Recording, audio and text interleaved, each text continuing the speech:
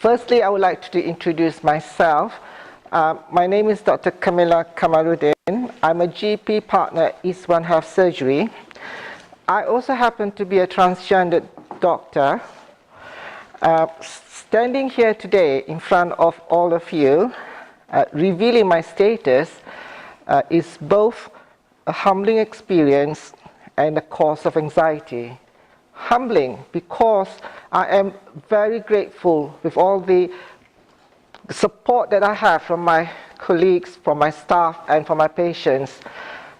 A cause of anxiety because there is always a fear of rejection, a subject of ridicule and prejudice based on culture and religion. I transitioned in July 2015. My journey has been long and fraught with bouts of depression, low self-esteem, dysfunctional lifestyle, and poor coping mechanisms. When I announced at our monthly practice meeting that I am going to transition, all my staff have given me a full support. They applauded me. The only question that they asked was, what will they tell the patients? I told my staff, let me tell the patients myself, you don't have to do anything. I brought everyone at the practice with me on this journey. I was really encouraged by their support, and with their support, the transition would be very difficult. My first day at work was really nerve-wracking experience. I came in with a big smile. My colleagues congratulated me. One of my colleagues did not even recognize me, thinking that I was a female locum GP. But it was my patients that took me by surprise. No one was hostile towards me. Some thought that I was the wife of Dr. Kamarudin. Yes. And a lot of them thought that I was a new GP. The new patients did not ask any. Either thought that I was a female GP, or it did not bother them at all that I was a transgender doctor. Most of my regular patients congratulated me. I was actually quite overwhelmed. They gave me cards, little presents, and some of them even hugged me in the streets. And in the end, my staff did not have to give any leaflets or did not fill any awkward questions. It went very smoothly, actually. As we know, a lot of our patients are quite conservative. Many of the female patients, they wear long clothes or the hijab, but they allowed me to examine them despite my change. They allowed me to perform more intimate examinations that they did not let me do when I was a male GP. Every single one of them refused my offer of a chaperone, even when they knew that I was a transgender. After the first positive experience, I was really happy about it. There were difficult times before this day. In 2013, I picked up the courage to go to my GP and ask for a referral to the Charing Cross Gender Identity Clinic. Unfortunately, they could not start me on the hormonal treatment because I did not change my name. I went to the GMC and asked for a change of name, but they refused my request because I did not have a gender recognition certificate. So there was a catch-22 here. Eventually, thanks to Richard Curtis, a transgender GP specialist, the feminization process started.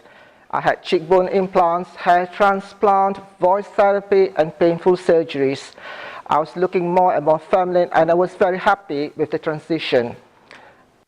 I did have a bad experience with my previous GP. She refused to continue prescribing me hormonal treatment, even though there were shared care guidelines. I changed my GP, who is much more sympathetic and kinder to me, but then 6 months down the line, I got a call from my surgery asking me to come in for a mental health review, when clearly transgenderism is not a mental illness. There is perhaps a misunderstanding, or maybe there is a learning development here.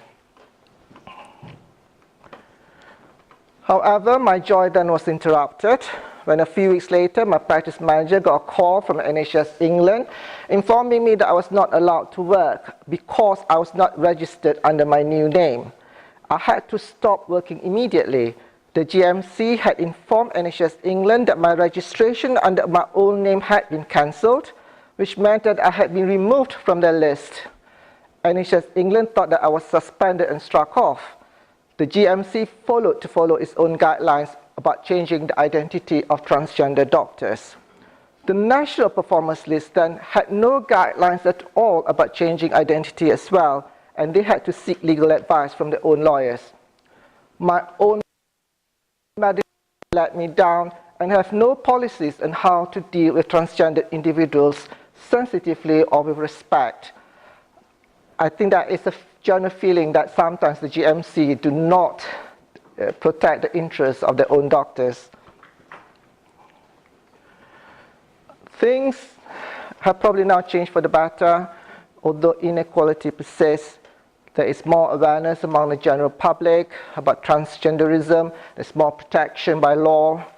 Primary care providers are more willing to prescribe under general shared care guidelines, and they're more sympathetic towards transgender people. There is e-learning, there's PLT like today,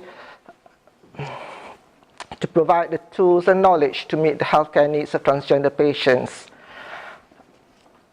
I am really grateful to this country and for the opportunity and protection to be what I am. I am both transgender and immigrant, a double whammy of vulnerable groups, and I'm very lucky to work in an institution like the NHS that welcomes everyone who is willing to work hard irrespective of their gender, race, or sexual orientation.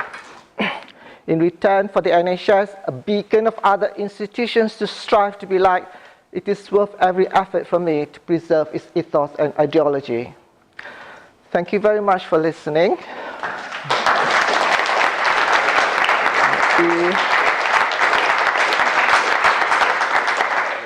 Before I finish, I would like to bring to your attention that we at East One Health Surgery have provided policy guidelines about transgender care. Please feel free to use it. It's very good for CQC.